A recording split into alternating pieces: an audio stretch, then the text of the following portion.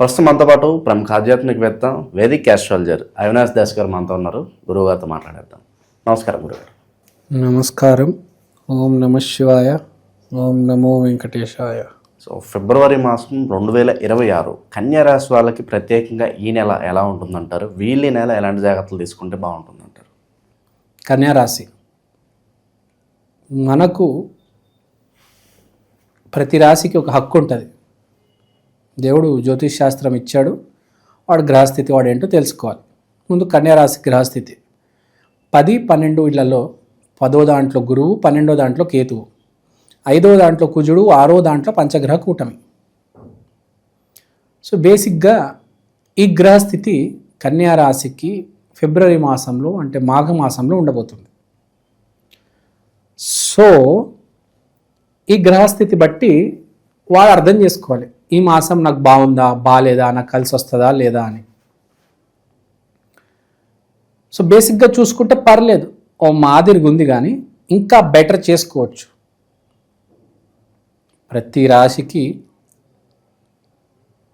మనం చూసుకుంటే మన ఈ సూర్యమండలంలో ఏదో ఒక సంవత్సరంలో ఏదో ఒక మాసంలో బాగుంటుంది బేసిక్గా. ఇప్పుడు మనం 2026లో మాట్లాడుకునేది వృషభ రాశికి బాగుంటుంది, మకర రాశికి బాగుంటుంది, కన్యా రాశికి కూడా ఎంతో కొంత బాగుంటుంది. సో ఫస్ట్ ఓవరాల్ బలం బాగుంది, వార్షిక బలం ఉంది, మాస బలం ఉంది. నీ జాతకంలో బలం ఉందా లేదా అనేది తెలుసుకోవాలి కదా. నీ జాతకంలో బలం ఉంటేనే కదా నీకు అవకాశం వచ్చేది. నీ జాతకంలో బలం లేదంటే ఇంకా నువ్వు అప్పుడు ఈ సంవత్సరమైనా ఈ జీవితమైనా ఏం చేయగలుగుతావు? ఎంతో కొంత చేస్తావు. బాగా రాణించాలంటే ముందు నీ జాతకంలో బలం ఉండాలి. కానీ గ్రహస్థితులు ఇప్పుడు బాగున్నాయి, నీకు జాబు వచ్చే యోగం ఉంది. కానీ నీ యోగం బాగుందా లేదా మనకు తెలియదు. నీ యోగం బాగాలేకపోతే నువ్వేం చేయాలి? చదువుకోవాలి. నీ యోగం బాగుంటే నీకు చదువు అబ్బుతుంది. నువ్వు ఏదో 10 ప్రశ్నలు చదువుకుంటే అవే ప్రశ్నలు వస్తాయి, జాబు కొట్టేస్తావు, అక్కడ మంచి వాళ్ళు దొరుకుతారు, వాళ్ళతో కలిసిమెలిసి వెళ్తే ప్రమోషన్లు, హైకులు, మేనేజర్ పోస్ట్కి కూడా వెళ్ళిపోతావు. అదే జీవితం మనం చూస్తుంటాం. ఇంద్రా నేను ఇలా ఉండిపోయాను, వాడేంద్రా అంతకెళ్ళిపోయాడు అనుకుంటాం. అదే తలరాత. సో మన సమయం బాగాలేనప్పుడు మనం కాస్త జాగ్రత్తగా ఉండి చదువుకోవాలి. సో ఈ మాసం చదువుకునే మాసం, దయచేసి జాగ్రత్తగా చదువుకోండి విద్యార్థులారా. ఎగ్జాములు రాసే వాళ్ళు కూడా కాంపిటేటివ్ ఎగ్జాములు, ఐపీఎస్, ఐఏఎస్, గ్రూపులు, సాఫ్ట్వేర్ ఎంట్రన్స్లు గట్టిగా చదువుకోండి. నీకు ఫైనాన్షియల్గా ఏ విధంగా ఉంటుందంటారు ఓవరాల్గా? ఫైనాన్షియల్గా కూడా బాగుంది, ఏ ఇబ్బంది లేదు. ఫైనాన్షియల్గా చాలా బాగుంది. కానీ ఫ్యూచర్ అనేది కూడా ఒకటి ఉంటుంది కదా. ఇవాళ డబ్బులు ఉన్నాయి, రేపు ఉంటాయా లేవా తెలియదు.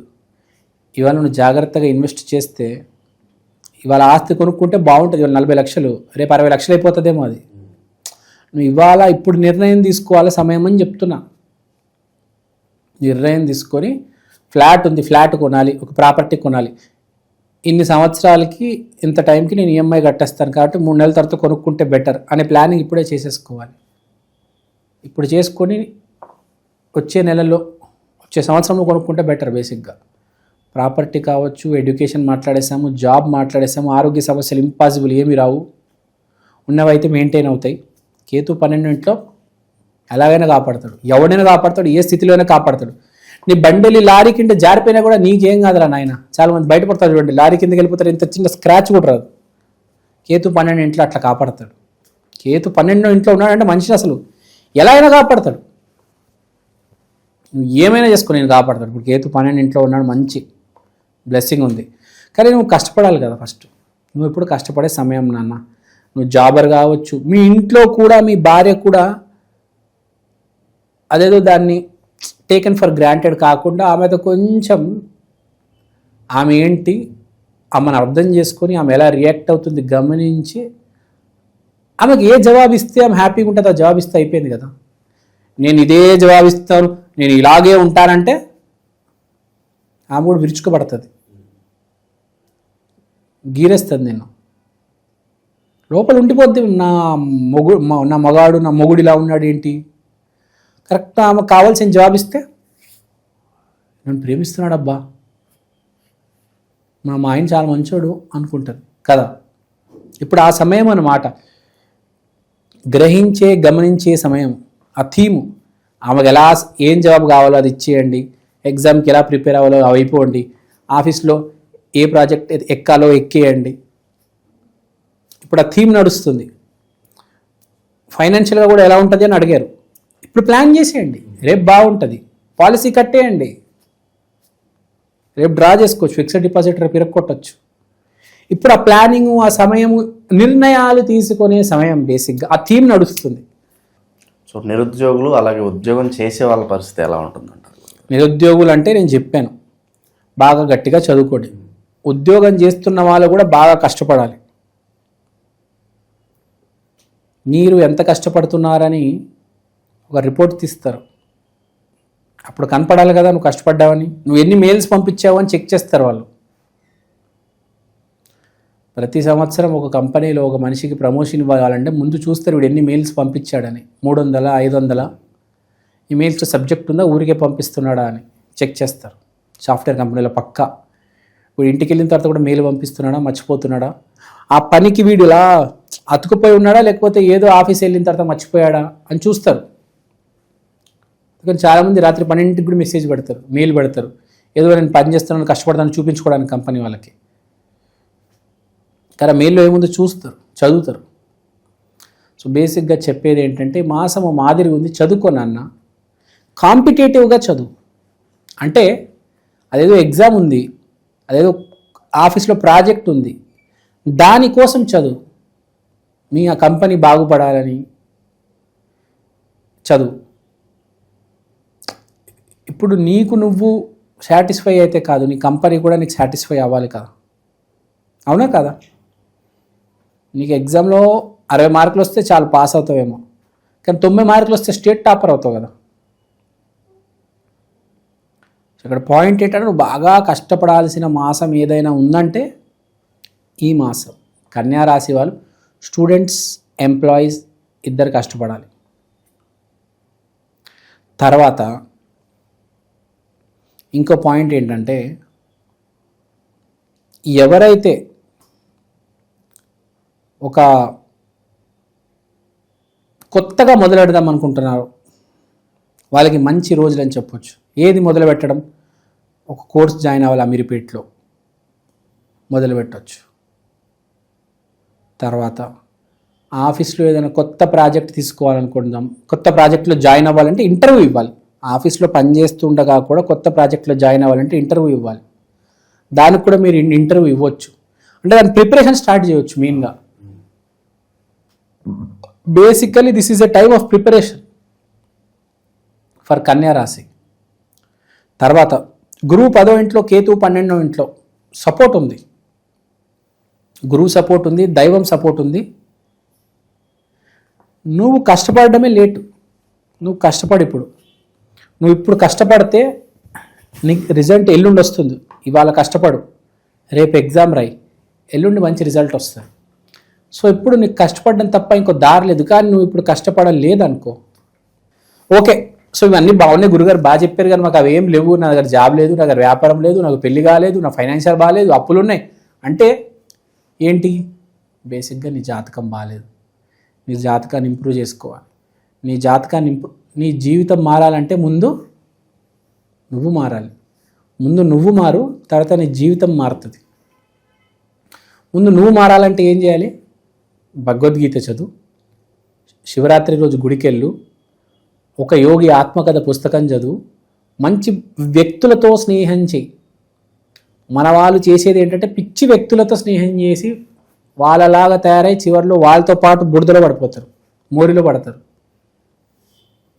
మంచి వ్యక్తులతో స్నేహం చేసి, మంచి పుస్తకాలు చదివి, మంచి జాబులు తెచ్చుకొని, మంచి పదవులకు వెళ్ళి, మంచి అనే ఒక ఆ గల్లీ ఉంటుంది చూడండి, ఆ గల్లీలోకి ఒకసారి వాడు వెళ్ళాడు అనుకోండి, ఇంకా వెళ్తూనే ఉంటాడు. తెలుసు కదా మీకు, వాడు వెళ్తూనే ఉంటాడు. ఇంకా వాడిని చెడు అని దారి వాడిని పట్టుకున్నాడు, వాడు పతనం ఇంకా అవుతూనే ఉంటుంది, రోజు రోజుకి వాడు మంది అవుతూ ఉంటాడు, సర్వనాశనం అవుతూ ఉంటాడు. చదువుకోవడం మానేస్తాడు, 10 ఉద్యోగాలు చేస్తాడు, అన్ని చోట్ల గొడవ పెట్టుకుంటాడు. ఇంకా దరిద్రం అనేది వాడిని అట్లా. మంచి ఒక దారి అయితే చెడు ఒక దారండి కదా. మనకు ఒక సామెత ఉంది, ముందు గొయ్యి వెనకలు ఏంటది ఆ సామెత ఏంటి? అంటే ముందు పోయినా సస్తావు, వెనకలు పోయినా సస్తావు. అలాంటి సమయంలో కాపాడేది దేవుడే కాపాడగలడు. ఒక హెలికాప్టర్ వచ్చి నేను కాపాడగలదు, అంతేగాని ఈ సాగు మాత్రం గ్యారంటీ నువ్వు చెడు దారిలో వెళ్తే. ఫస్ట్ దేవుణ్ణి పట్టుకోవాలి. ఎవడైనా ఫస్ట్ దేవుణ్ణి పట్టుకోవాలి. పట్టుకొని ఏం చేయాలంటే ఫస్ట్ ఏమి చేయకూడదు, ఫస్ట్ మనల్ని మనం మార్చుకోవాలి, తర్వాత ఏ పనైనా మొదలు పెట్టాలి. వీడిని దూషించి వాడిని దూషించి దాన్ని చిరాకు పెట్టి ఆమెతో గొడవలు పెట్టి ఆమెకు నువ్వంటే చిరాకు వచ్చేటట్టు చేసి ఇవన్నీ వదిలేయాలి. అందరికీ ఫోన్ చేసి మీరు నాకు కొన్ని రోజులు నేను ఎవరితో మాట్లాడానని చెప్పేసి ముందు మీరు మారిపోండి. నేను ఈ ఎవరైతే జాతకం బాలేదో వాళ్ళకి చెప్తున్నాను, బేసిక్గా కన్యారాశిలో ముందు మీరు మారండి, తర్వాత ప్రపంచంతో మళ్ళీ ఒకసారి కనెక్ట్ అవ్వండి. Give a break. ఈ మాసం మంచి మాసం, మాఘమాసం మారడానికి కర్ణుడికి అర్జునుడికి పెద్ద తేడా లేదు. Same talent, same hard work. అధర్మం ఒక్కటే తేడా. ఆ చిన్న తేడా తెలిస్తే చాలు, జీవితంలో సక్సెస్ వచ్చేస్తుంది కదా. చిన్న స్మాల్ మైన్యూట్ ఆవగింజంత బుర్ర ఉండాలి. అది దానికి కొంచెం బ్రేక్ ఇస్తే మనము బాగుంటుంది. సో ఫస్ట్ అన్నీ వదిలిపడేయండి. జాబ్ రావట్లేదు, నేను రోజు చదువుతున్నట్టు నువ్వు పుస్తకం పక్కన పెట్టాను ఆయన ముందు. నీ ఆ జావా .net పుస్తకం పక్కన పెట్టాయి, ఇంకా భగవద్గీత పెట్టుకో, దాన్ని చూడు, దాన్ని చదువు ఒక 10 రోజులు, ఒక నెల, ఒక 2 నెలల, ఇది మొత్తం పూర్తిగా అర్థం కాగానే అప్పుడు ఆ పుస్తకం మళ్ళీ పట్టుకో. నీ పుస్తకం జావా పుస్తకం ఎంతకాలం పట్టుకున్నా నీకు జాబ్ రాదు. ముందు నువ్వు భగవద్గీత పట్టుకో. చదవలేకపోయినా కనీసం దాన్ని చూడు, రోజు వేరే ఒక్కొక్క యాంగిల్లో చూడు, దాన్ని కుదిరితే ఒక 2-3 పేజీలు చదువు, చాలు, మార్పు వస్తుంది. ముందు లోపల మార్పు రావాలి, తర్వాత బయట మార్పు వస్తుంది. లోపల మార్పు రాకపోతే బయట కూడా మార్పు రాదు. అది సో కన్యా రాశి వాళ్ళకు మంచి ట్రిక్, భగవద్గీత చదవండి మాఘమాసం ఫిబ్రవరిలో, బాగుపడతారు. ఇవాళ నేను మీకోసం ఈ ప్రత్యేకమైన వస్తువు తీసుకొచ్చాను. దీని పేరు ఈక్షన్, the digital astro wall clock. ఈ గడియారంలో మీరు తిథి, వారం, నక్షత్రం, దాంతో పాటు దేవుడు బొమ్మలు, ప్రత్యక్ష సమయం చూడవచ్చు. అలానే అమృత ఘడియలు, యమగండలు ఇలాంటివి కూడా చూడొచ్చు. ఇలాంటి వాల్ క్లాక్ ఇప్పుడు దాకా సౌత్ ఇండియాలో రాలేదండి. This is the first of its kind. This is the latest modern general wall clock. గోడ మీద బొమ్మ, ఇది మా అమ్మ. ఈక్షన్ digital astro wall clock coming near you very soon. Also available in Amazon and Flipkart. కింద ఉన్న నంబర్కి ఫోన్ చేయండి. థ్యాంక్ యూ అండి, థ్యాంక్ యూ సో మచ్. మీరు వాట్సాప్ చేసినా పర్లేదు. ఓవరాల్గా కన్యా రాశి వాళ్ళకి విశేషంగా ఈ ఫిబ్రవరి ఎలా ఉంటుంది, ఎటువంటి జాగ్రత్తలు తీసుకోవాలి, చాలా బాగా వివరించారు. ధన్యవాదాలు. ధన్యవాదాలు.